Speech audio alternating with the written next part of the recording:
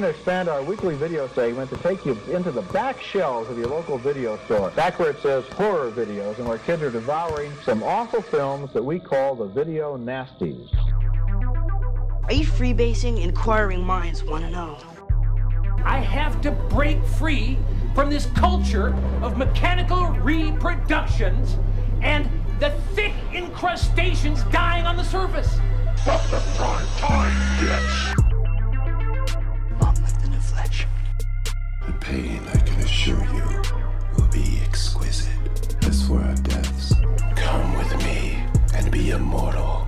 We have such sights to show you. We've got to return some videotapes. Hello, horror hounds, and welcome to the It Slays podcast. I'm your humble host, Rowan. And it's Merle's illustrious wig, Mike. It's your BFF, Jill. And we are yet again Coltonless. He's at a wedding this time. He saved up all of his, stat days and sick time, and he's just piling it on all at the end. He's got to get rid of it before the fiscal year ends and it resets, because I definitely don't roll over that time, because I'm a terrible boss. So slave master, one would say. Yeah, maybe they would say that. Hopefully not, because that could also cause some problems for me, be problematic. So certainly. But we are back with another one. We'll hold down the fort as we always do. You know, Colton has let the silly geese out of the pen, and we'll wait for him to message us and just be like, I can't believe I've let children. Can't believe I've let the crazies run the insane asylum. Listen, it's like Muppet Babies. Yeah. He's Nanny, and we're all the Muppet Babies. The Muppet, Jesus Christ. I hope that's in what you've been consuming, Muppet Babies. I literally don't even know where it came from. I just had a trauma flashback to my childhood. Listen, I love the Muppets. They did a really good Haunted Mansion. Yeah, they did. 100%. I love Everything that Muppets one. is honestly sick. We gotta pick that sometime. I do love that. Yes! Actually, that's gonna be my next pick. Yeah. But let's start with what we have been consuming, what you've been watching, what you've been reading, what you've been listening to. I don't know what else you put in that section. But yeah, what's been going on? Mike, we'll start with you. Okay, I have been all over the place. I haven't been watching as much, but okay, so that's not true. So I first have to start off and say I have been watching some trash TV. Shocker, I know, I say that every week. So Prime got all of the Degrassi series. Oh, hell yeah. A month ago, maybe. Like the old school ones, like Degrassi What? Junior High and stuff. Excuse but also... me? Excuse me? Yeah, Degrassi The Next Generation is all on there, too. I had been looking for somewhere to watch all those, so... Girl, Prime. It just got put on Prime. I wish I had known. I would have texted you. But anyway, now you know. The more you know. So I decided to do a great Degrassi The Next Generation rewatch, so I've been doing that. But also on Prime, I swear to God, I'm not an Amazon shill, but this is just the way it worked out. I got rid of most of my streaming services, so I have to go on Prime. I've also been watching The Summer I Turned Pretty. Ooh, how is that? I was gonna say, if you don't know, is based on a kind of teen romance novel series. Mm-hmm. And honestly, I'm so into it, and the last episode that came on, I was crying for an hour straight. All right. I'll have to do that. And every person that I ran into for the next couple days that was The Summer I Turned Pretty, I was like, did you watch the new episode? Anyway, so that's kind of the trashy shit I've been watching.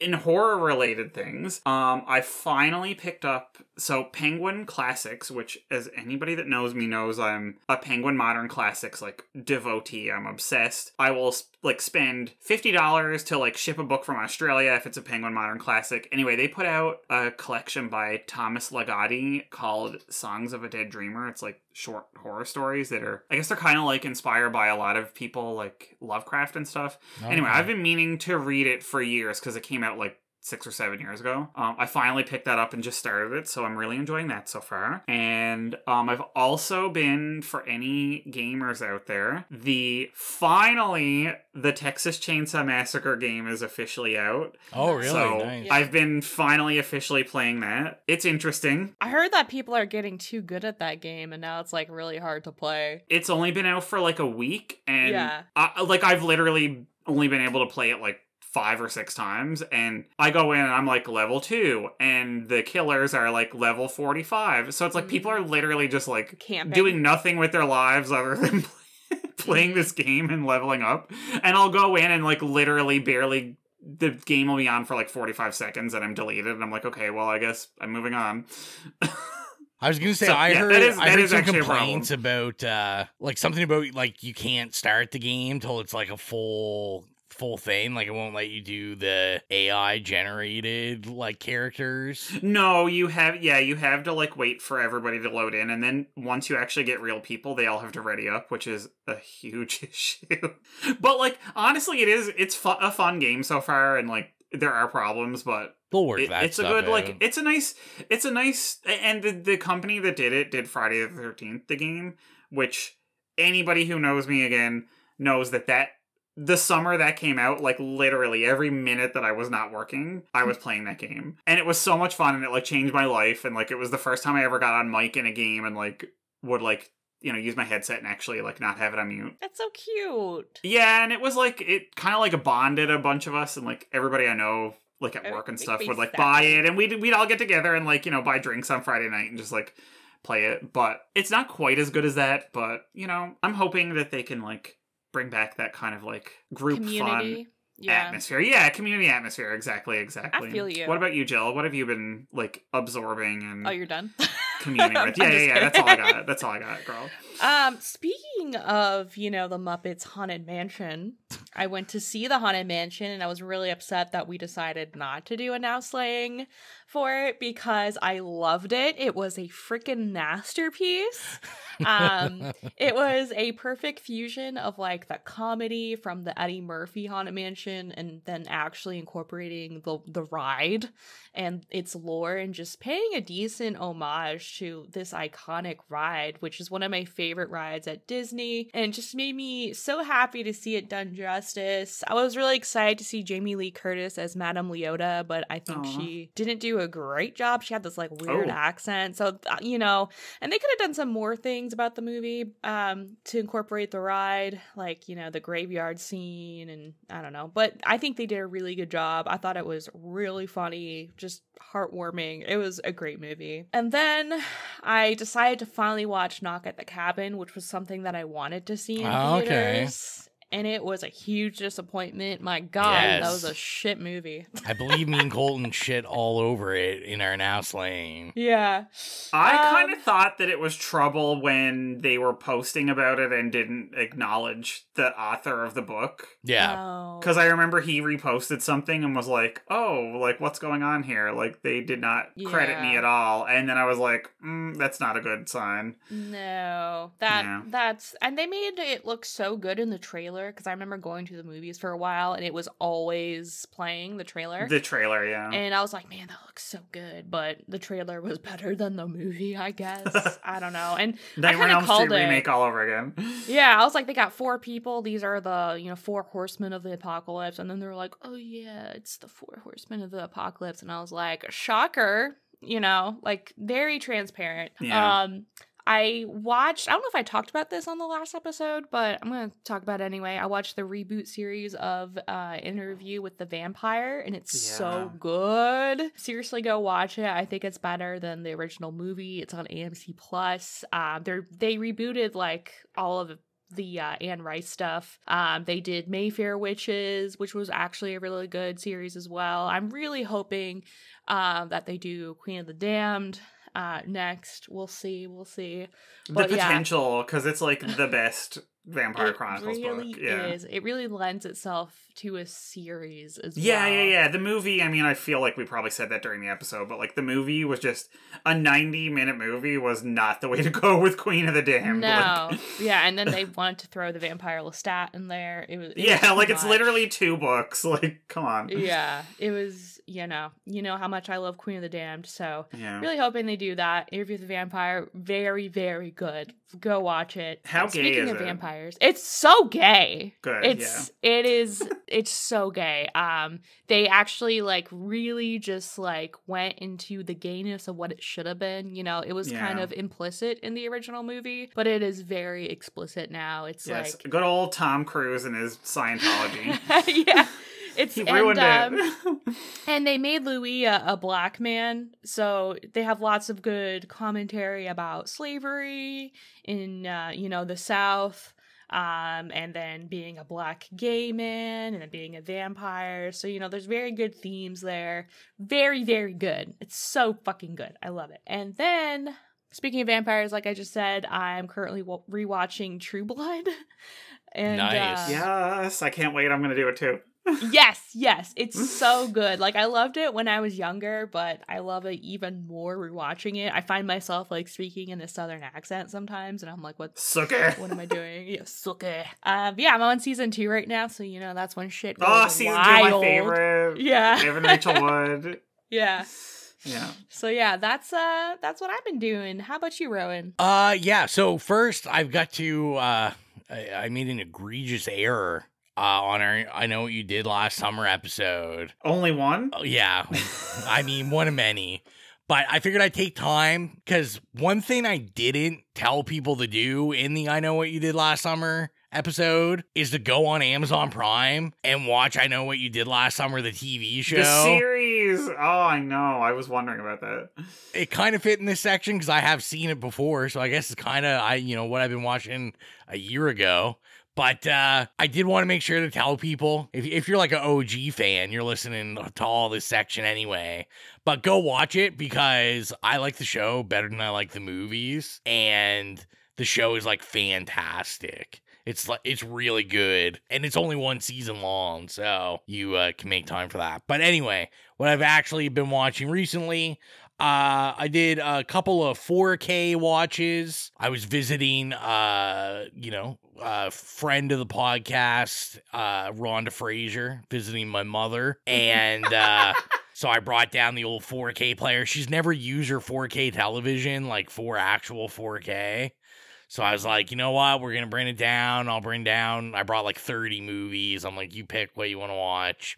So she picked Beetlejuice, which I hadn't opened yet, and we watched that in 4K, and it looked fantastic. Mom, her mind was blown. She just kept being like, this looks like a brand new movie, and I was like, yeah, it's actually one of the better 4Ks that I've watched. But I mean, a movie as big as Beetlejuice, they usually make sure those look really good. Yeah. And I got to It's a classic, especially since the new one's coming out or in the pipes or whatever. Yeah. Exactly. And I also opened up and finally watched the 2017 It movie in 4K. It had been a while since I had seen it, and I've got a special place in my heart for that one, because that is the because first. You were in it. No, I was in the second one. I know, but it's all one movie. I only watched the first one. I have conflicted thoughts about the second one, but okay, well, yeah, it's like hello. The first one I think is genuinely a good movie. Ro was in part 2 and has never fully watched part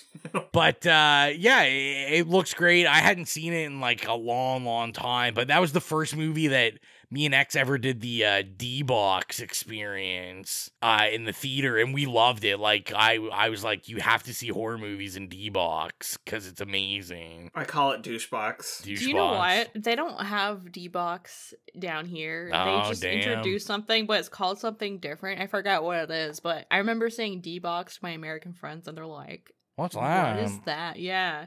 So I just thought that was funny. So yeah, that was a good time. Jill didn't bring it up. I'll bring it up. We watched 2 movies for Screams. That one's already out. One will be out before this episode comes out. And that was The Tooth Fairy, not the Rock version of it. It's a direct-to-video horror movie, a Canadian horror movie, and another one called The Unkind that we actually just recorded before we started this episode. And yeah, if you want to hear our thoughts, go look at that. Unfortunately, I watched Heart of Stone on Netflix, which is Gal Gadot's new film. And I'm sure that was wonderful. Listen. It was not very good.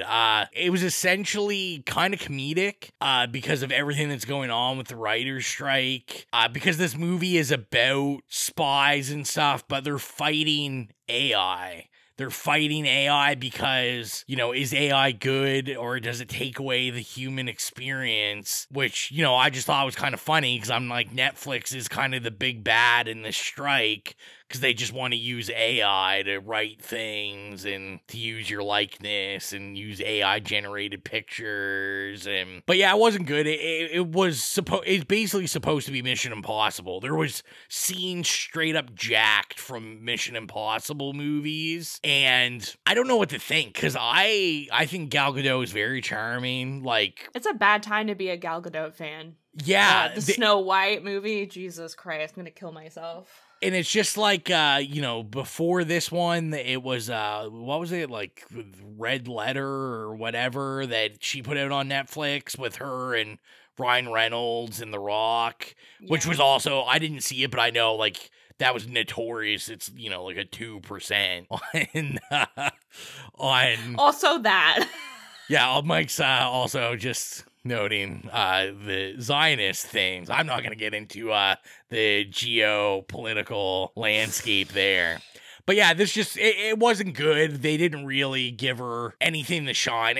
Unfortunately, I think Wonder Woman's like it for her. Like, she's great as Wonder Woman, and I don't think she's Hold up. But have you seen Wreck-It Ralph 2? No, I haven't. I haven't seen Wreck-It Ralph. Are you just saying words now? There's no Wreck-It Ralph 2, right? There is. I think it's the second one, and she plays a really badass chick in it. And I forget her name, but yeah, actually really good. Yeah, Ralph Breaks the Internet. That's the one. Oh, okay. Gal Gadot breaks the internet with this one just because it's bad. So exactly the same as her Imagine cover during COVID. That's right. I haven't seen that, and I don't want to. Oh, it's bad. Nope, don't even. It's just however bad or hilarious you think it is, just accept that and move on and never watch it. Oh my god. You guys are like destroying me here. I was in a good mood. I didn't know Gal Gadot was problematic, and now I'm gonna go cry myself to sleep. Yeah, just don't. Well, let me make you happy, Jill. So I saw for the first time Disney's... Mike is rolling his eyes. I know. How much drinks is wine? I'm sorry, I can't. Go ahead. Sorry, Rowan. So I, for the first time, watched Disney's Hercules. Oh, it's so good. I continued on, you know, I did say this year I was going to try to watch some Disney movies. First time? Yeah, I've never seen it. What? It's one of the best Disney movies ever. I'm not a Disney fan, and that is a good one, yeah. Yeah, it's one of Exilia's favorites also. So she was, you know, we were trying to pick what to watch while we were eating one night. And I was like, I've never seen Hercules. And Exilia's like, that's what we're watching. Like, we're watching Hercules. And I enjoyed it. I thought it was pretty good. I think I put in my letterbox thing that it was like kind of the last problematic James Woods time. Well, I have a question for you, Rowan. Yeah. Who puts the glad in Gladiator? Is it Hercules? Hercules. Also, Hercules, kind of close to my heart now, because voiced by Tate Donovan of OC fame. So you love Tate Donovan. Loving the Tate Donovan. So yeah, I saw that for the first time. I also watched Crazy Beautiful from 2001. Oh, classic. It was an interesting watch because like the first like 10 minutes, I was like, this movie is terrible, and I was just like, yeah, but it has Kirsten Dunst. So it does have Kirsten Dunst. But I was just I feel like 2001 is not going to give me the nuance that this movie about a rich white girl and a poor Latino boy is really gonna need to have for it not to be problematic. And it actually did a pretty good job. I was pretty surprised how good of a job it did. And the soundtrack was pretty good. If they had made it like 6 months later and it was like post 9/11, it would have been the worst movie that has ever been made in the history of mankind. The last three things, two of them were rewatches. A buddy of mine hadn't seen Oppenheimer in the theater and he wanted to go. And I said, yeah, I'll go. And I'm proud to announce I bumped it up a 0.5 star on my Letterboxd rating because... So it's at 2 now? It's at 4.5 stars for me. What's Barbie? 4.5, I think also. Okay, it better be 4 or 4.5. I mean, my big thing for Oppenheimer, of course, you know, all these Nolan bros, they just love Nolan. I think Oppenheimer has the best score for the year easily. It's like one of the best scores I've heard maybe in a couple years. Like, it's that good. And it was kind of weird because watching it, I was like very emotionally touched at how good the music was. Like, nothing to do with the movie. I was just like, this is like so good. I was like, why is this music so good? You were so touched. Yeah, I was touched. And then I rewatched Blackberry, which was an awesome time. I think I bumped that up. I had it at like a 4 and I bumped it up to a 5. I think Blackberry is going to end up being my favorite movie that came out this year. And if you haven't seen it, like it's fantastic. The music's great. It's like Joy Division and New Order, and it's like all this indie synth stuff. And it's a very low budget film, but super interesting. And the last thing I'll mention is I finally, I'm only like 12 years behind everyone else. I watched The Strange Thing About the Johnson on YouTube. What? Are you Is that talking about penis? No, Johnson's. You said Johnson. You said Johnson. I was trailing off, I guess. It's The Strange Thing About the Johnsons, which is... I don't think you trailed off. No, you literally, it was a hard stop. I guess that would be like floppy, flaccid stop. Freudian slip there. That would be like the porn remake of it, which would be also very odd. But anyway, this is the short that made Ari Aster famous. This was his master thesis in school, and it is very good. It was interesting because as someone that I have always kind of noticed, his movies are like very white, like super white. It's like all white cast. This short is like pretty much an entirely black cast, and it's actually kind of interesting that it seems all his shorts were like all black casts. Like, I don't really know where the switch was. But this is like... Mike, stop! I know, Mike and his relationship with Ari Aster, if people can see the faces. It's very complicated. It's very complicated. But this is very good. The performances are good. It's weird as shit. Exilia watched this with me. This is kind of, this laid the blueprint for what Ari Aster was like gonna do with Hereditary and Midsommar. But even weirder. Like, I'm not even gonna say what it is, other than the fact that I saw an interview with him where he said we sat down and he thought about what are the most taboo things I could make a movie about, and then he was like, that's what I'm gonna make, because I go to this conservative film school, and he was like, I'm gonna try to make it so good that they have to fund me to make this short, which they did. It won like a bunch of awards, got a bunch of praise. But yeah, watch it.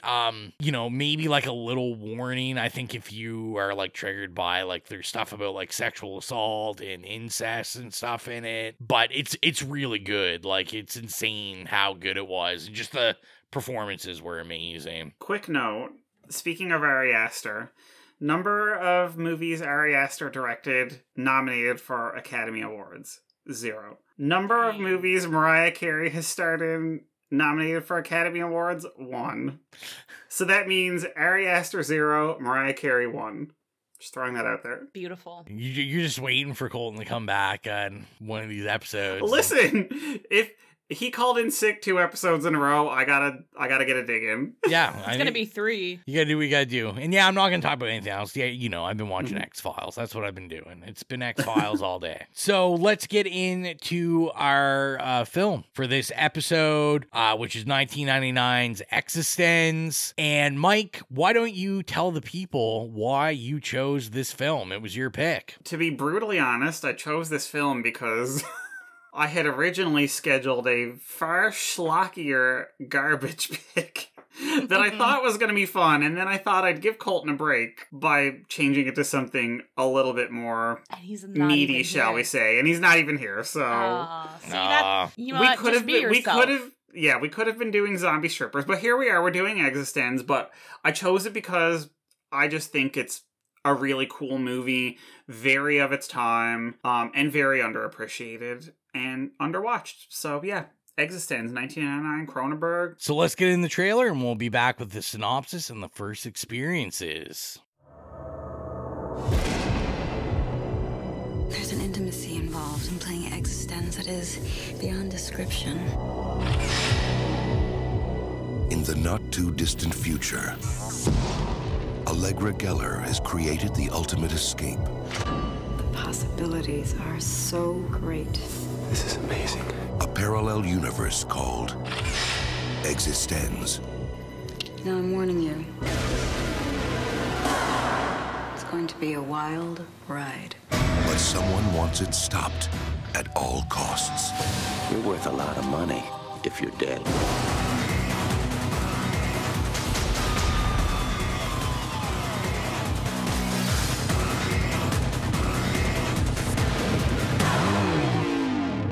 eXistenZ from 1999 is directed and written by David Cronenberg, and the synopsis is as follows. Play it, live it, kill for it. A game designer on the run from assassins must play her latest virtual reality creation with a marketing trainee to determine if the game has been damaged. That is the worst description of the plot that I've ever heard. Well, we'll talk about the film. I gotta throw that out there. I'm just like shocked at how bad that description is. So let's start with our first experiences. Is this our first time seeing it? Or, I mean, we're all Canadians. Are we David Cronenberg stans?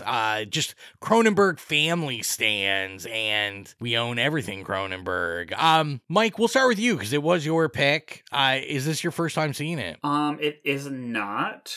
I mean, of course, we love the Cronenbergs. I've always been a David stan. I saw it like shortly after it first came out on VHS, and I actually had an old video store VHS of it that I bought when one of the local stores was, of course, going out of business, and I was like, hang on, let me take my allowance every week and go there and buy all of your tapes while you're crying because your store is closing. Oh, but anyway, oops. Anyway, so yeah, I watched, I saw it then and loved it. And actually, that same store, I got their eXistenZ rental poster, which I don't know where it is right now, but I know I've never gotten rid of it because it's a collector's item, but it's either completely missing or rolled up in a tube in my parents' basement somewhere. Spoiler alert, I really enjoyed it when I saw it, and it's one of those movies that I keep in my pocket over the years to, like, show people if they're like, oh, I love Jude Law, or, oh, I've never seen this David Cronenberg movie, or whatever. Or let's, if we're talking about virtual reality or video games or whatever, it's just one of those that I, like, kind of trot out every now and then to show people. What about you, Ro? This one's kind of weird. So I saw, I think, like, the first 10 minutes of this a couple years ago. This used to be on Shudder. Oh. And I had started it, and I can't really think of why. I mean, I must have been doing something, or I had to go somewhere, or I was falling asleep, or something. So I had seen, like, literally, like, just the first, like, just when they're at the beginning doing the introductions to the testing. And so I'd never seen it. I've definitely heard of it. I mean, I've said many times on this podcast, maybe not so much when we did the Now Slaying on Crimes of the Future, which I was not a huge fan of, but I am normally a huge David Cronenberg fan. I've said many times, like, Videodrome's like one of my all-time favorite movies. So, R.I.P. James Woods. I am always excited to see some David Cronenberg that I haven't seen before. Because, being a director and a writer that I really enjoy, and even, like, I really like listening to interviews and stuff with him. Like, he's just, like, such a very intelligent guy and thoughtful about what he makes and everything. But even with that, like, there's a lot of his stuff that I just, like, naturally haven't seen. Like, I own pretty much all of it, but I've never sat down and watched it because I always just want the right time to, like, get in the headspace to watch some David Cronenberg.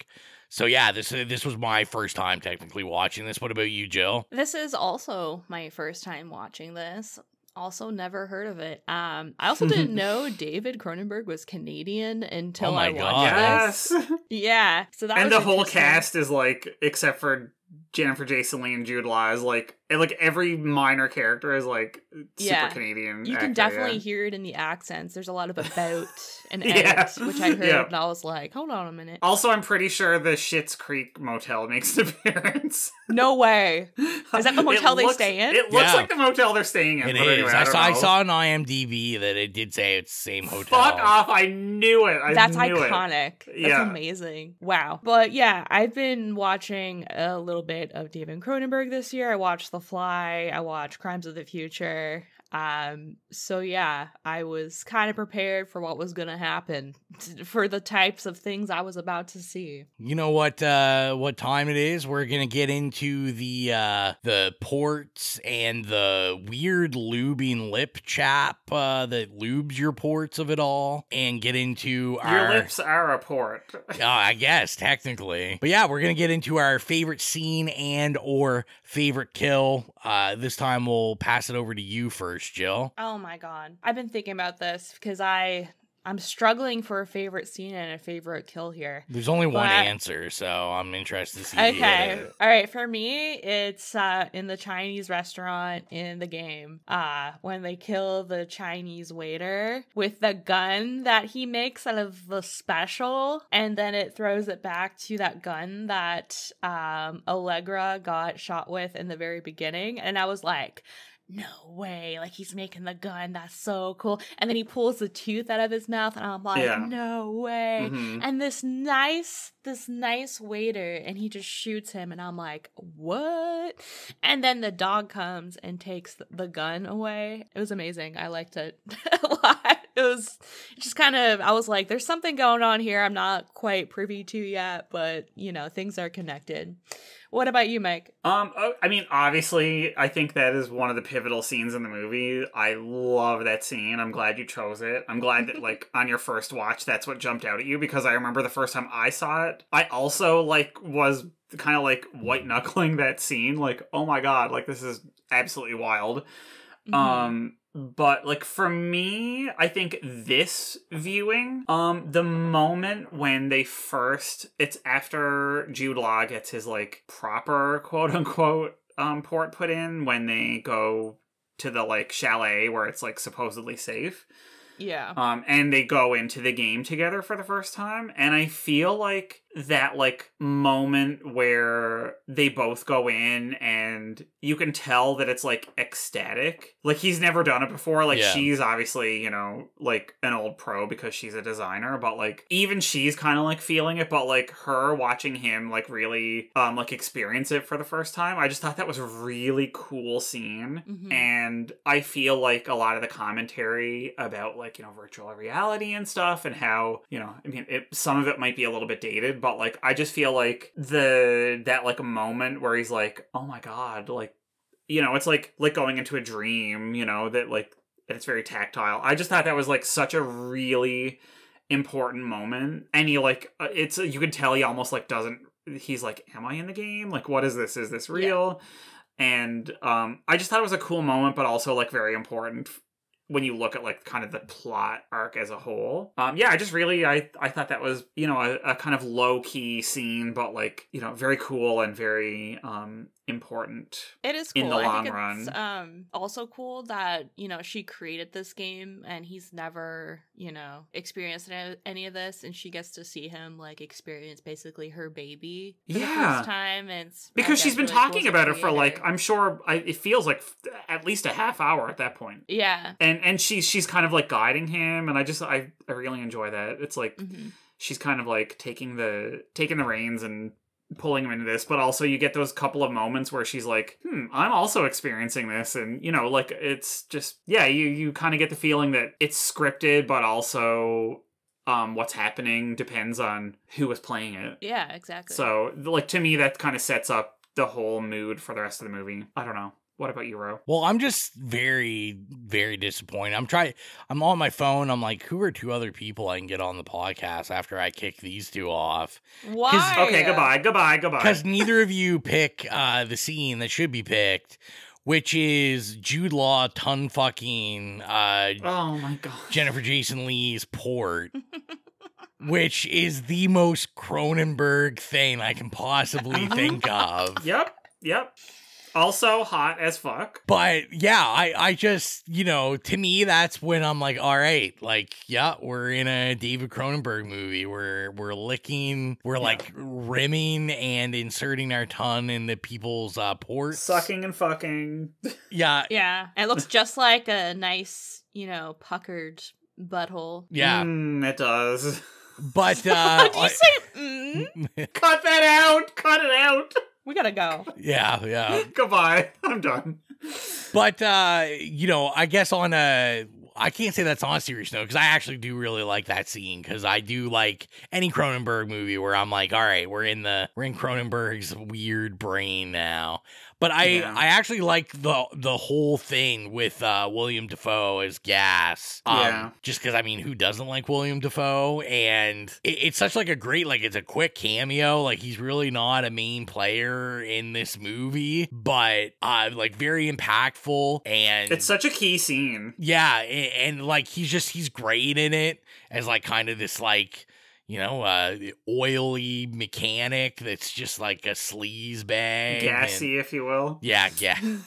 Gassy. And I really, really like that scene. But obviously we know number one is the Jude Law tongue scene. You just like seeing Jude Law's tongue. Yeah, it just does something to you. It awakens a primal. I think me and Mike have had the conversation many times that before Jude Law's our number one. Yeah, before everyone had Ryan Gosling, I had Jude Law. And Jude Law was just, I was like, way to go, man. Anything with Jude Law, I was in. I'm sorry, but Jennifer Jason Leigh over Jude Law. Are we going there now? Let's go there. Let's go there. The fan club. Okay,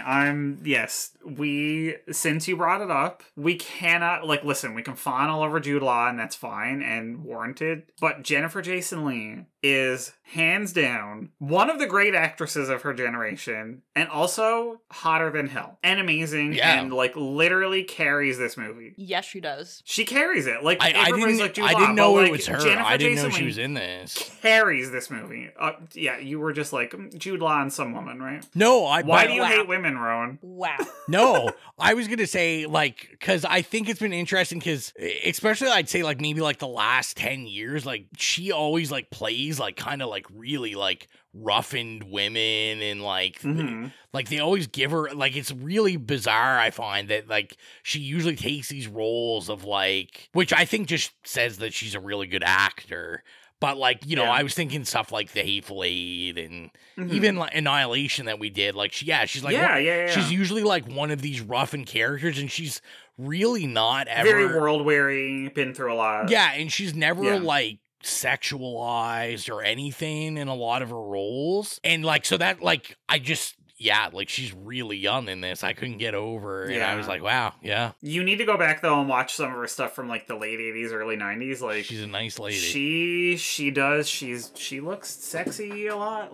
And she's not afraid to take her clothes off either in those movies. So just go back. I'll send you a deep dive Jennifer Jason Leigh. Well, it was kind of funny too because I watched the trailer before I watched the movie. So I went on YouTube and I was like, oh, let me watch a trailer. And the trailers on YouTube are really bad quality because it's the VHS quality or whatever. So it was all grainy. And at first I was like, is Alicia Silverstone in this movie? I thought it was her because you couldn't see her face. She's not usually blonde though, to be fair. Not well, and I was thinking young and blonde and that, the 90s. And I'm like, oh, that's weird. I didn't know she did a Cronenberg movie. So I was very, very surprised. And if one more thing. Yeah. Sorry. No, go ahead. Sorry. No. This is really off the rails, but I love what they did to her hair. I knew you were going to notice it. I was the only person who's going to notice this is going to be Gill. She had the the zigzag parting in the middle, and then, my god, it's partially beautiful, crimmed, partially straight. Oh my god, what a vision! Beautiful. And then what she was wearing, the little pencil skirt, all black, the heels. I love the backpack, the bag that's the antenna bag. Yeah, what way? It was isn't it a ski boot? It was a ski boot. Yeah. Yeah, I thought it was a ski boot. Yeah. Ski boot for and they go to a chalet, right? I thought it kind of tied all in. And she goes, who actually skis anymore? So did you guys notice, because I do know that's like one of the things that I was like, oh, wait a second. And then when I was done watching the movie, I had to look it up. And I'm like, no, I saw right. Like, so her hair is actually like different in every... Oh, every scene. Yeah. Every scene, and that's supposed to represent the... Every reality. Every different reality, yeah. Yeah. So I thought that was kind of interesting. But yeah, her hair did look good. Her hair really did a lot of work in this movie. So, like, honestly, whoever did the hair, like, kudos. Like, hats off. They snaps. Yeah, they really slayed. They made her look, you know, for the 90s, pretty, like, futuristic, like, you know. Yeah, for, and it didn't look VR corny. game. Like, it didn't... Yeah. You know, like, sometimes when you're trying to do, like, futuristic hair, it looks good for, like, 24 months, and then after that, it's like, this is the worst thing I've ever seen. Yeah. This is timeless. It's timeless, yeah, it's really well done. We're just gonna keep talking about the hair. I mean, honestly, like, we could do a whole episode on, like, the hair and the wigs and everything. Yeah, is it a wig? Do we need to add this? Oh, absolutely not. No. Okay. No. But now is Sarah Polly's at the end. Not to jump too far ahead, but right that is one beautiful piece of hair that is definitely a wig. As a Sarah Polly aficionado, I can tell you.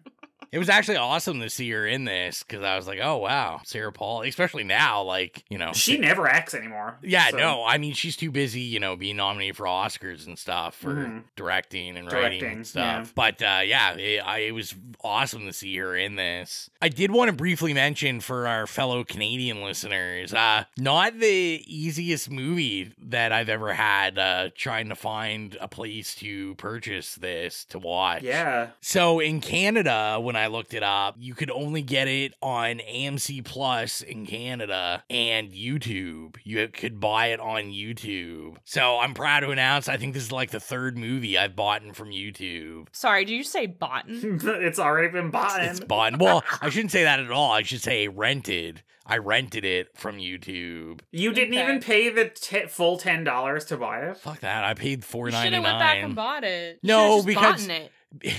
Yeah, but see, he's not going to buy it for $9.99 because the on. minute that this comes out on Blu-ray or 4K, he's going to spend $70 on it. But yeah, I was just going to say, harder movie to find, which is kind of interesting because, you know, Cronenberg, I feel, especially with like Crimes of the Future, having this like renaissance where like a lot of his stuff is available. Like Prime just did that Dead Rainer show. And Criterion just put out Crash. Yeah. Like a year ago. So, and this kind of, to me, like, this kind of seems like the Lost film of his. It absolutely is, yeah. Which is interesting, because I would think that this would, this would play pretty good. And at the time that it came out, Jude Law was, like, one of the hugest movie stars. Like, he was, like, one of the, like, top 3 heartthrobs, you know?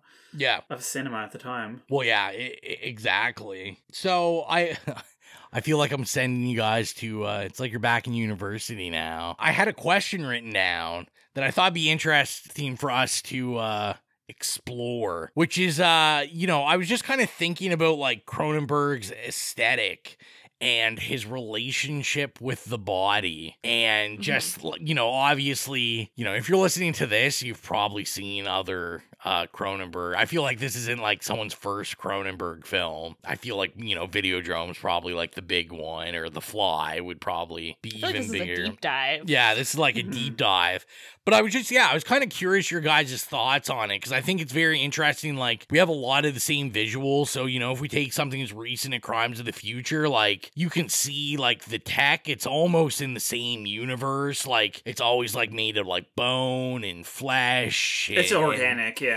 And it also it's, like, very sexualized, very, like, a lot of, like, vaginal stuff going on. Like, the pods in this, when they're playing, when they're controlling them with their hands. Yeah, I was like... The clit flick. Yeah, like, the part of it looks like a clitoris. Like, there's other parts that, like, kind of look like breasts and nipples. They're massaging it. She puts it in her pants. Yes. She's at the chalet. I was just like, I thought it'd be an interesting conversation of just his relationship with the body and, like, this theme that he just keeps going to, and what your thoughts on it are. When watching it this time, it made me think of something that I read years ago when I was doing research for my thesis, which was a book called Purity and Danger by Mary Douglas. And it's a really like broad book, but there's one point in it when she talks about, and it's a point that is always stuck in my head, and especially with something like a Cronenberg, any body horror, anything like that, is she talks about how, and it's funny actually, I think I discovered it because I was reading Judith Butler at the time, who is an extremely famous like gender theorist, who talks about like gender being performative, and she isolates some of these arguments and says that in order for something to be considered like pure and discrete, like binary, like 0 or 1, A or B, it has to be fully closed off. But the body, because it's porous and has these openings, things are coming in and out of it all the time, so you can't consider it like kind of binary, so it's always changing. And I always think about that when I'm like watching something like a Cronenberg movie, because literally, not only do you have a porous body that, you know, has pores and eyes and ears and, you know, buttholes and whatever and mouths, but then you're actually like like physically you're like injecting these other holes into it, these bioports, to hook yourself into things. And it's like literally it's like electronic shit, and I don't know, it's just this crazy. And to me, Cronenberg has always had his finger on that pulse in terms of the bodies are gooey and they're malleable and it's not closed off, like you can become part of something else and other things can become part of your body. And like I just think that that's something that's endlessly fascinating about body horror in general, but especially Cronenberg, because like all of his movies are very gooey and you're turning into something else or entering something else, or something's coming inside you. And yeah, I find that fascinating, and I think it's something that, like, as I go back and rewatch his catalog, becomes more and more pertinent. Mm-hmm. Maybe, I don't know, maybe I'm just, like, kind of going off the wall. That's, Jill, like, something that I thought of one night, like, 7 years ago when I was stoned. Bothered by all that. He's onto something. Like, I agree with everything you just said. Yeah, well, and that's kind of what I was thinking. I watched this last night when I got home, and I was thinking it's to me, it's like interesting because it's yin and yang with Cronenberg, where, like you said, like it's all about like, you know, the bodies in his movie are always, I think you put it best, like malleable, and everything's almost like very androgynous with him. Like nothing is, you know, everything can be changed. It's not just like male and female. But then I was like, it's also kind of interesting because in the same right, he's also like somehow is like kind of very hetero with it. Like everything is always like very like insertion and like penetrative. And I was just like, it's like this interesting yin and yang of. And it doesn't have to be hetero. No, I'm not saying that, but you know, and I think obviously where he's like a man writing these stories, like most of like, you know, the protagonists in his films are like, it's usually like men, and absolutely, yeah. The he doesn't push it as far as he could in terms of like I said, I really wouldn't expect him to. But yeah, I mean, and like I said, I think, you know, maybe when I say stuff like, oh, the, you know, the yang of it's this hetero side, I'm not saying that as like a negative. I'm just saying, like, I think it's interesting. It's his point of view. Because, like, on paper, if anyone, like, you wouldn't be having conversations about their films, it would probably be, you know, like a 70, 80-something-year-old white guy, you know, that makes movies since the 70s. You know? Yeah, but I guess, like, the way that he films things and writes them, it lends itself to readings where you can kind of, like, spin off into something that's not exactly what's on the screen, and that is something to me that's to his credit, because he's not maybe specifically putting in these ideas, but like they're there subconsciously and you can kind of pick away at it and do a reading. I agree with that, but I also kind of like, I don't know, I kind of disagree, because I just feel like he's so smart that I'm like, there's no way he doesn't know like how the different ways these are being read. Oh yeah, like, I mean, listen, I'm not saying he's an idiot who he's definitely an intellectual. Yeah, I also feel like that it's not, he doesn't explicitly have to spell these things out like very explicitly in the movie. He kind of like puts the idea out there and you can kind of like do a reading of it. You know what I mean? Yeah. And then I guess my other thought on it all, and I kind of brought it up earlier, was like, am I the only one that's imagining like this has to all kind of be in the same reality? And I know this is a hard film to talk about because there's like 8 different realities in it, but I'm just talking about like the look and the feel of all of these like organic electronics, like very similar look and feel to Videodrome, very similar look and feel to Crimes of the Future. Mm-hmm. So I'm just waiting for someone like that has the time and maybe like a little smarter than me that can really weave these into like, hey, these are all like one story. Because I was thinking about like it's a universe, yeah. The bone gun's like very similar to the flesh gun in Videodrome. Yeah, I need someone to really work out this theory for me. It could definitely be done. I'm sure there's people on Reddit who are already into that. But one of the things I wanted to bring up, since we're talking about that, is, you have the guy, what's his name? I forgot. Pikel? Yeah. You've got Pikel, who kind of sees all of these, the technology of the game system being kind of weird.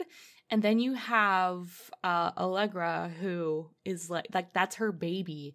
And she's like very into it. She's like, she cradles and coddles this thing. And, it's just interesting to see the way that she kind of reacts with it, as opposed to him as an outsider. Yeah, she's so invested in it. It's like literally physically like hurts her. Yeah. I gotta bring out quickly, no mention, Jill, that the assassin at the beginning of the movie, one of the guys from Ginger Snaps. Ginger Snaps? Yeah, I was waiting for Jill to bring that up. Yeah. Was he Jason? Is his name Jason? Yeah, I was gonna say it's like you just wanted him to make some Wolfsbane.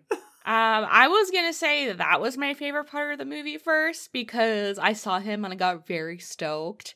And then what happened afterwards, I was like, whoa. And then he shows up at the very end and he's just like a regular guy, and all of that was like not real. But yeah, really good spotting. Yeah, I saw it and I was like, oh, no wonder Colton didn't come on this I was going to say that's why Colton flaked out. He started watching it and saw the Ginger Snaps guy and said, I'm done. Goodbye. Yeah. He's like, what is this, Ginger Snaps 3 or something? Or, yeah, and I think the other thing that's kind of important with this film to talk about, I mean, we're talking about the same time. This came out, I believe, after The Matrix, I believe. Did it not? I think so, yeah. I don't know when the Matrix date was that it came out, but obviously, these are kind of, 2 major movies around the same time, kind of like having the same conversation about, what is reality, and but in a completely different world. Yeah, I don't see a lot of the right-wing bros picking up eXistenZ to make their points.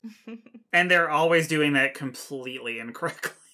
It's like, but I think it's just interesting that you can definitely tell like the anxieties of the times, and you're talking about games and how they affect people and violence and all this kind of stuff, and like plugging in like the internet. I feel like they don't explicitly say like the internet. It's always like games and virtual reality, but I feel like literally in 1999 you would have been plugging in your fucking dial-up connection for most people.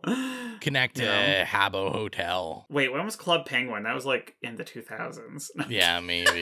But I mean, like, it literally, it's you're jacking in like you would have back in the day, and I feel like that definitely was an anxiety, because it was like, oh my god, like we're taking over the phone lines and spending all this time like just doing nothing online. Yeah, well, and especially they have the conversations about like Allegra's like, I can't just plug in and play this game by myself. Like, other people have to be connected. Like it has to be this like group experience and not just like solo playing. We're not just playing Duke Nukem now. You're playing Allegra Geller invented the MMO. Yeah. Jill. Wow.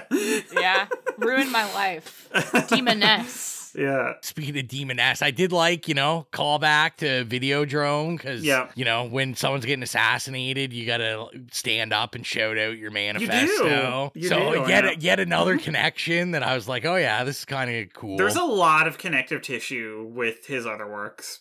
Yeah, well, and I mean... that's why it's so weird to me that, like, it doesn't get talked about more often, or it's not, like, doesn't have, like, some big, Blu-ray release or something. I'm like, this literally connects to so much of his catalog and his career. Well, and it's worth to note, too, like, so this is his first script, like, original script since Videodrome. Mm-hmm. So in between, he was working on other people's stuff. He wasn't necessarily doing any of his own work. Well, I mean, it got funded by like the Movie Network and Telefilm Canada, so maybe that's why. Yeah. I feel like they didn't have a whole lot of a budget, but yeah, they were like Movie Network. By the way, just for context for anybody, was essentially Canada's HBO. I didn't know that. So essentially, it was like it was where you would watch the HBO shows back in the day, like. Yeah. My family used to have the Movie Network, and that's where I watched, like, 6 Feet Under, and The Sopranos was on it. The other thing I know I had written down I thought was interesting, too, is, like, to me, it seems like Cronenberg, it's just interesting he picked this kind of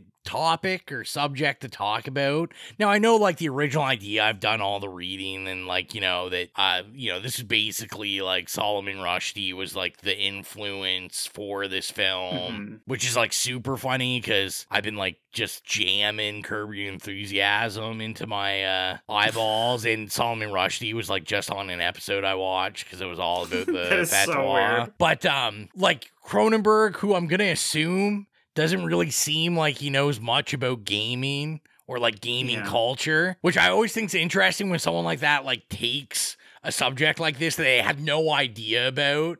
And then it's like, but I'm going to make a whole movie about gaming and gaming culture. But also one of the main characters in it is a stand-in for him because she's laughing at him the whole time because he also doesn't know anything about it. Yeah. She's like, you want to get in the biz and you haven't even played my games. You know nothing about this. Like... Oh, yeah. That's a good point. Really, Jude Law is kind of a Cronenberg stand-in.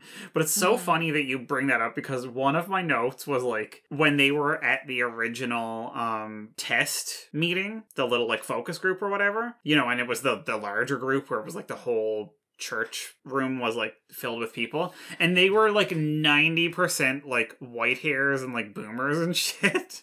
And I'm like, Cronenberg clearly doesn't know games if he's thinking that most of the people in this audience would be, like, fucking grown-ass adults. Yeah. True. Yeah. I mean, listen, no, I'm a grown-ass adult gamer, and, like, most of my friends are, but, like, I thought the same thing. You're like, looking at in 1999, like, games were still only, like, probably 30 years old, so... most of the people that have been playing them would not have had gray hair. I just thought it was this like small detail that, and maybe it's explainable in that, like, obviously at that point that was in the game as we find out, but I just thought it was such a funny little detail. Since you bring that up though, since you said like, maybe it was a detail in the game, one thing I did notice is that everything in the movie, like the acting, everything in the beginning was not as good. It just kept getting better. The closer that, like, the more crazy it got, the better it got. And you can really tell, like, that wasn't real afterwards. So when you know the kind of, like, twists and turns, you're right. It like if you go and rewatch it again, knowing kind of, like, how it's gonna fold and stuff, it like totally in the church in the beginning, when Allegra gets shot and the other guy gets shot and he's telling Pikel to, like, go take care of her. Like, there's a danger in the house or whatever, Yeah, it was really awkward. I was like, this is really bad acting. And I was like, oh no, this is going to be terrible. And it's funny because that guy turned out to be one of the first, like, Doctor Who in the reboot. Yeah. And so he's a good actor. And it was, like, on purpose. So I thought that was really cool that they, like, everything intensified, things got better, the more you kind of learn about it. Oh, for sure. Yeah, the aesthetic in terms of like the performance and the style and stuff really altered the more you got into it and the more like layers you went into it and stuff. Yeah, you're right. Yeah, and this is one of the few times, because we always complain about it in other films we reviewed, that like even though there's a lot of like twists and turns and wild, you know, reveals and stuff, that like this is one of the few times that it works where like I think you can watch it over and over again. We always complain like, oh, this movie, you know, had this crazy twist, and like, well, there's no point ever watching the movie again because, you know... Yeah, if you know the twist, the movie's ruined. Yeah, and this one, I'm like, it's kind of cool because I feel like there's probably so many little, like, acting hints and Easter eggs that are probably in it. If you watch it over and over again, they'd be like, oh, okay, this is why I absolutely believe it's in this reality, and what reality is what, and... Yeah, I would definitely want to rewatch it. And, yeah, I feel like it definitely enriches with a second or third viewing. Yeah, and I was looking at my notes, and I like how most of my notes is just like her licking her fingers and rubbing his port. Every note you have is something about somebody penetrating somebody else's body. Speaking of penetrating, I did enjoy when I think it was like maybe the third time, because of course they keep thinking that his port's like, you know, it was infected at one point, but he was freaking out about it. But where she had to plug his port, and she puts the device in him that essentially just is a butt plug. It just looks like a butt plug. Absolutely. It's got the flared base, so it doesn't go all the way in. Yeah. And I just thought it was like really funny. I was like, you, Cronenberg, you horny little boy. Oh, he is. If there's one thing we know about Cronenberg, it's that he's a horny bastard. Yeah. Horny and grotesque. I just thought it was so funny, because especially because he was like, she's like going to plug she's like, I got to plug your port. And which already, I'm like, that's what everyone needs to start saying. I hope everyone, when they're getting ready for that sexy time, they're like, hey, do you want me to plug your port? But it was just funny because she like I said, she had like they kept using like this, like it looked like lip chat, but it was like port lube or whatever. I thought that was really a cute idea. That was such a cute detail. Well, and of course in Cronenberg fashion, like, you know, you'd use it and then like the port would like pucker and it would do all these things, which was giving me heavy. I mean, obviously these were visuals that he used in like the Naked Lunch and stuff, but I just thought it was funny because then she's almost like working it to like explaining to him, which I would imagine the conversation would go if you used a butt plug for the first time. Where she's like, she sprayed him the first time with like WD-40, like she's like, sometimes you're tight. But what was it? It wasn't WD-40. It was something E60, because I saw he just he used a letter ahead of WD. Yeah. And like XE60 or something. But yeah, I just thought it was funny that she was like, oh, you know, I'm going to put this in, plug it, and, you know, it's going to hurt at first, but then it'll feel fine. And I was just like, oh, Cronenberg, you. I just realized something. Yeah. Remember, like, the first time she does that and he asks her, like, why won't it cause an infection? And she just doesn't respond to him. Well, that's she opens her mouth, right? Yeah, that's like a really, like, a thing that would happen in a dream. Like, it's really surreal. So, like, at that point, you can kind of realize that what's happening right now is not reality. So, sorry. That's a good point, especially because we don't find out till later in the movie about, like, oh, well, if you don't say the right prompt, like they'll just won't respond to you or like whatever. Yeah. So and that's why I think, like, especially for multiple views, like, well, I didn't know that information till like 40 minutes into it. Yeah. So like, how many times at the beginning did I probably saw a bunch of people like not say anything or like, so I mean, it's definitely one I gotta watch again. Oh, for sure. But also she does like stand there and like open up her mouth as if to say, you have a mouth and it doesn't get infected, right? Oh yeah. Okay. So I don't know. There's a lot going on there. But then they do get infected. They do get infected, but that's sorry. We don't realize that there's, I guess, double and triple and quadruple agents. I don't know. Whatever you want to call them. But it's funny, like, to kind of piggyback on what Ro just said, I just have to make this comment that you could do a reading, because he was, talking about the, like, penetration and stuff, and I wish that I'd watch this just on my own in a way, and I wasn't prepping for this episode, because I think you could do a whole reading of this movie as a fear of like anal penetration, because he's very scared of it, and I think that there's a lot of that going on in the movie. I just think it's a reading, you know, it's like a stretch, but I feel like it's one of those like fun things you could like smoke a joint and like rewatch it and make some notes and write a little crazy letterboxed essay on. I'd be remiss to not bring up, because anytime I can, I bring it up. You know, we already mentioned Videodrome. We already mentioned The Matrix, of like these kind of like influences, what they're talking about. I gotta bring up, as I always say, my all-time favorite, Virtuosity. I fucking knew it! I was thinking Virtuosity while I was watching this. I knew it. Yeah, obviously, I was just like, yeah, Virtuosity, which is also a movie, you know, about like, you know, going into a really bad movie. Yeah. Oh, listen, I love awful. Virtuosity. But It's I mean, great, another but one it's about awful. like blurring the lines of virtual reality and reality. Obviously, that's a little more on the head. It's like, we're just bringing virtual reality things into the real world, and then they interact with real life. But yeah, I was like, I wonder if Cronenberg's a Virtuosity guy. That seems like something he'd be into. I have no insight into that. The only thing I ever remember about Virtuosity is that Tracy Lords is in it for like 10 seconds as a DJ in the club scene. Oh, yeah. And it plays one of her songs. So may have brought that up on an episode of Stream Screams about the opera Russell Crowe makes of Screams. Okay, so the only thing that, I mean, I could literally just talk about this forever, but I'm not going to. I want to say shout out to Sarah Polley. I know we already said it, but like, this woman is a absolute Canadian treasure and a cinematic treasure, and I just want her to be in more movies, and I appreciate that she's directing them and getting like Oscar noms and stuff, but like, she also needs to be in front of the camera. I love her wig in this movie. It's amazing. Also Allegra's mother. And there's so much lubrication in this movie. I literally wanted to call this Lubrication the movie. There is so much goo and lube, and yeah, like it's, and again, I think that's why you could do a reading of it as like fear of penetration of the anus. Can we also talk about eXistenZ? Kind of sounds like, you know, like a generic Viagra or something. Oh my god, you're right. And then we have Allegra, which is literally like an allergy medication. Jill, you're literally blowing my mind here right now. Allegra 12-hour relief.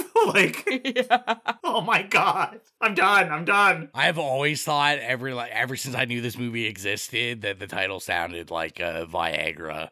Yeah. Or like, you know, I think we're programmed as kids are, you know, our age, because I'm pretty sure there used to be like a late night infomercial, and I think it was like eXistenZ, and I think it was like to extend your penis or something. It was like, that's take real. These pills or something, which I'm sure. And again, you brought up all the like vaginal imagery, but also, you know, like thankfully not a lot of phallic imagery, because that's so overdone. You're right. I mean, other than shoving ports in the holes. Yeah, but I mean, even that's like kind of not your usual like Freudian jam.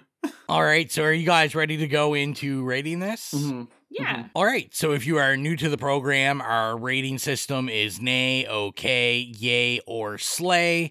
Mike, this was your pick. We'll start with you. What would you rate 1999's eXistenZ? Thank you, Rowan.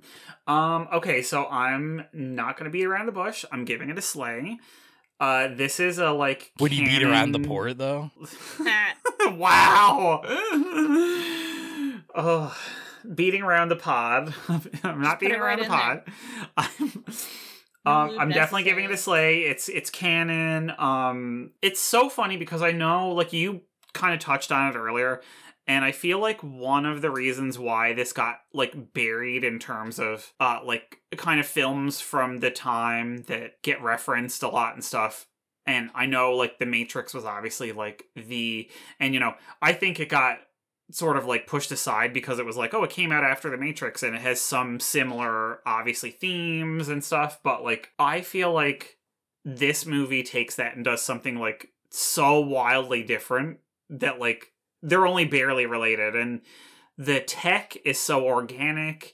that it's timeless. Like, I feel like The Matrix, the ideas are timeless and iconic, but the execution, because it became so ingrained in pop culture, is now very dated. Yeah. And it's very, like, of the time. Whereas Cronenberg's tech, his virtual reality, his internet, his video games are this weird thing that's wrenched from time and space, right?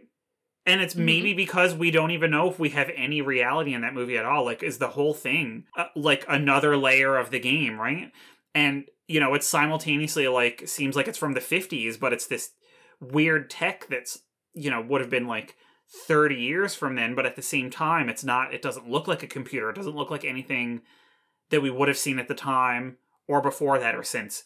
And I just really appreciate that he tackles all of these, like, tech issues without actually, like, making something that's dated. Like, It's not dated at all. Like, to me, it just is completely divorced from time and space. And I think at the time, that maybe didn't work in its favor critically, but I feel like it makes the movie a little bit more timeless. So, just total slay, everything about it I love. Obviously, Jennifer Jason Leigh, like, plot twist, literally one of my favorite actresses in the universe. I love her. Jude Law, Ro knows we've spent the last 10 years of our lives oogling over Jude Law. Yeah, Ian Holm is so fucking good. He's so good. He's so underrated. And just, like, this cast of Canadian, like, indie icons, like, literally everything about it is, to me, a slay. So, slay, I'm sorry, like, I get why it might not be some people's jam, but I'm slaying it. Are you saying, Mike, that after this new Texas Chainsaw game gets shut down at some point for rights, that they're going to move directly into making the eXistenZ video game for PS5? Well, I'm going to go on record and say that if the Texas Chainsaw Massacre game gets shut down, I will personally find a game developer and work with them and writing an eXistenZ, and I'll plug their ports, or they'll plug my ports, actually, and yeah. What about you, Jill? All right, so first of all, I'm a big sucker for anything where it's, you know, has a video game and you get trapped in the video game. Or I knew you were going to love it. I was like, Jill is going to love this movie. You can't decipher what's real, what's not anymore. Jennifer Jason Leigh, like you said, carried this for me. I thought she was incredible. I love how gooey and disgusting and soft and silicone-like everything looked. And it was weird. I didn't know what was going on for a lot of it, and then it started to click, and when it started clicking, I was like losing my mind. I gotta give it extra points for that weird Jamaican accent that the white guy is doing, and then later they call attention to that. Yeah, like, I don't know why I was doing that weird accent. Yeah, I was making like nitpicks, and then afterwards they come back and address those things as being part of like the game or that reality, and that, you know, everything is just so put together and like they thought of everything. And you know, for the 90s, this is such a gem. This is a slay for me. I loved it. It's probably my favorite Cronenberg film that I've seen so far. Excellent. And, you know, like you said, this got buried. It got overshadowed during the time, I guess. Like, no one really...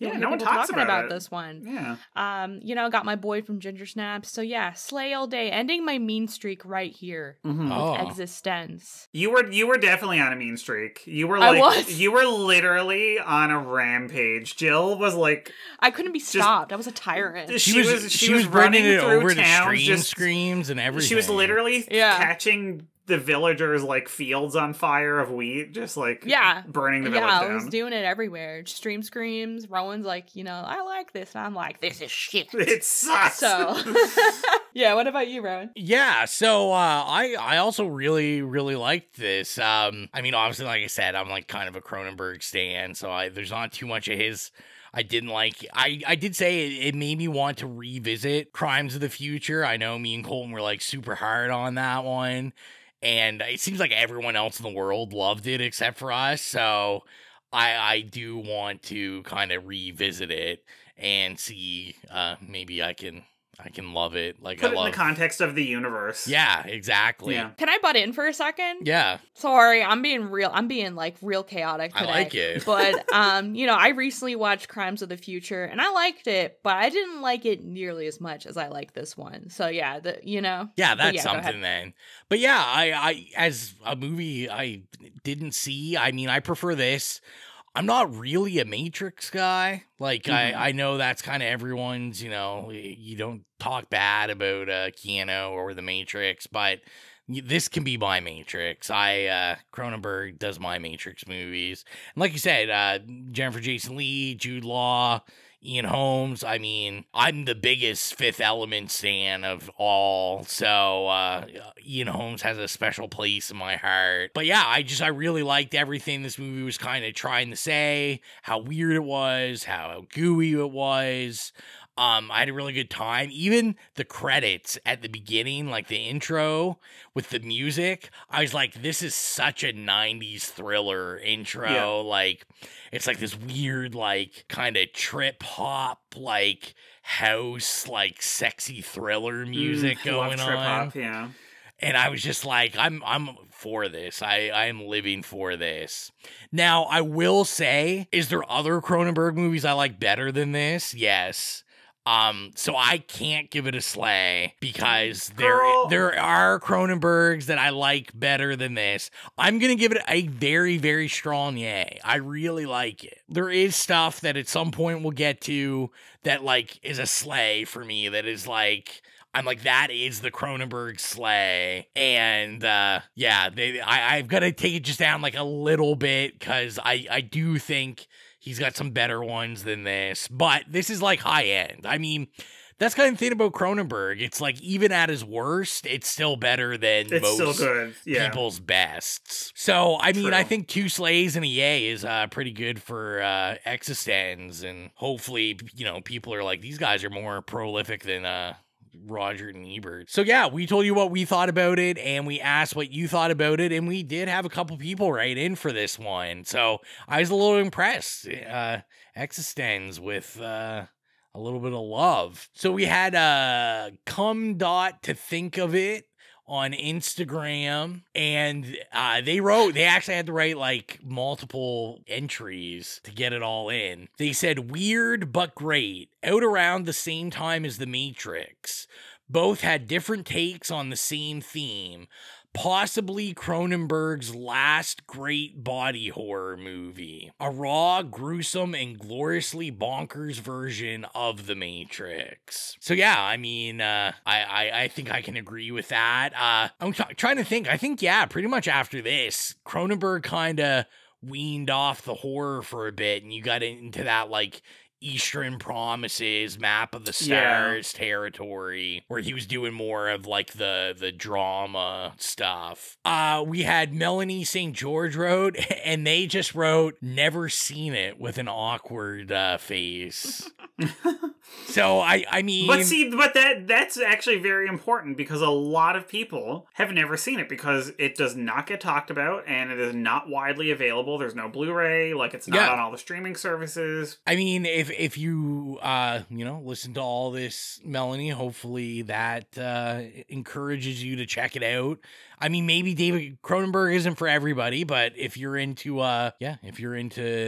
ports getting plugged, get it, girl. And then we had Dan.Freeze write in, and they said the part where Jude Law builds a gun out of chicken bones is burned into my memory. Is that what they were? Chicken bones? They were something. I mean, they probably were actually chicken bones. I don't think there's chickens. Maybe from the lizards. Yeah, it wasn't chicken bones. It was they literally served it. The special was that little amphibian lizard creature. Yeah. The morphed. So whatever that is, I mean, you could call it a chicken. It's not and then wrong. Like human teeth.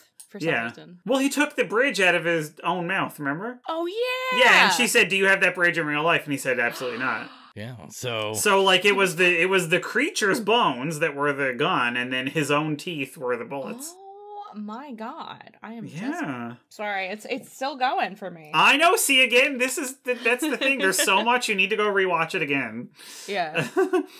So with that, we'll head on over to the horrific hotline. I know our boy Nicholas left us a voicemail on this one, so let's see what he said. Here's Nicholas with my thoughts on eXistenZ, and I have to say it is not one of my favorite movies by David Cronenberg. I prefer the somewhat similarly themed Videodrome, even though it is completely different. It still has many themes that overlap, at least. And that is just so much more out there, whereas eXistenZ feels a little bit safer, so it's not as weird or as violent or as all-out crazy. It is still very entertaining, though, I have to admit. It has a few cool moments, especially, for example, the scene with Willem Dafoe, who sadly gets killed off after, 5 minutes of screen time, just when he started to get really Willem Dafoe-y. And there is this incredibly gross scene where Jude Law's character eats all the goo to then build the bone gun that shoots teeth.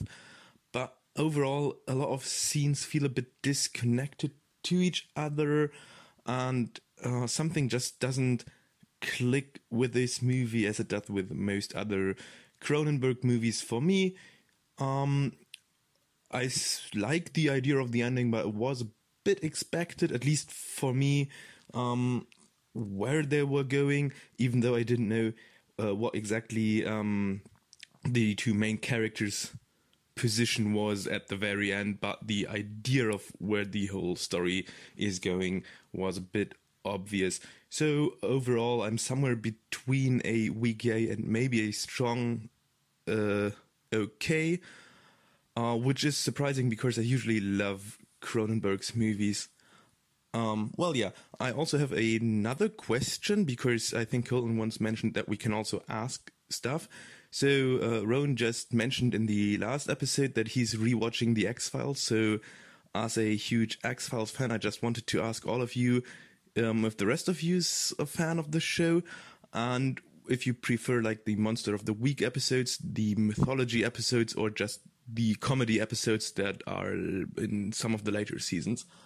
Well, let me know, and if not, well, then that doesn't really hurt my feelings too much. Anyways, have a good one, and looking forward to the episode. I think I already hurt his feelings with my views on Phantasm, but you can certainly ask questions. That's awesome. Yeah, I haven't seen much of X-Files. Breaking our V-card on the questions now. Yeah. You've never seen the X-Files? I've seen it. I've not seen much of it. Like, I haven't seen, like, every episode. Gotta get on it. Enough to answer that question, but what about you, Mike? Okay, so I haven't seen all of it, but like I did when I was growing up, like watch a fair chunk of them.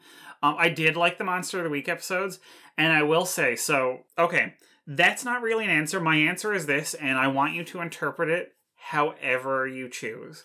My favorite episode of the X-Files of all time is the one where Gillian Anderson has a like one night stand with this man and goes and get a tattoo, and they're like, the ink is like possessed or whatever, and it like controls them. So that's my favorite episode of the X-Files of all time. That's what I'm gonna watch. Yeah, you need to watch it. It's so good. But I just love Gillian Anderson, like with every fiber of my being. I did when I was a kid. I've always loved her, and I still love her now. And she is my everything, and she is the X-Files to me. God love David Duchovny, but like, he's a man, so who cares? Like you, Mike, like I've seen so many of these episodes just randomly on TV as a kid. This is my first time like actually going through and watching it, because when Exilia did it, I wasn't doing it with her, like I wasn't watching them. So she went through all of it, and I didn't watch them. So far, I will say I do enjoy. I'm kind of one of the weirdos that do enjoy the Monster of the Week thing, but I do enjoy when they can also fit in some mythology stuff. Mm-hmm. I don't like when it's just an episode pushing the mythology and we're not getting any Monster of the Week. Like, I need a mix of both. I was trying to think so far my favorite monster. I really liked, I'm still in season 1, but the episode where you know, it's about AI and it's about a machine that's like killing people. And I really enjoy that. And of course, you know, like it's just so 90s. And it's like, oh, we got to plug in this USB and upload this virus. So the machine shuts down. But yeah, that would be my my favorite one. And sadly, Colton's on here. He probably hasn't seen it. I don't know. You know, we'll have to ask him next episode. But with that, if you are interested, like Nicholas, to leave a message on the hotline, you might be able to still call us. I don't know. We haven't checked it out in a while because no one does that. The number is 1-902-418-8620. There's like, I feel like it's like a 60 to 70% chance right now that that number doesn't exist anymore. But I love that this is part of our lore now, that like you keep telling people not to call this number. Someone and needs we don't to call check it and find out for us. So people are guess. calling it and like leaving confessions to murders and shit, and we're just like not hearing it. But other ways is, you know, you can always, if you don't want your voice heard, you can always answer the question on Instagram when we ask what you think about the movie. Or if you just have a question, you can write one in. Nicholas, you know, Nicholas just emails us. itslayspodcast@gmail.com, sends us a voice note. We can play it that way. Pretty much if you can get us a clip of your voice saying what you want said, we will figure out a way to have it on the show. And also, if you're not following us on social media already, do so at eXistenZ on everything.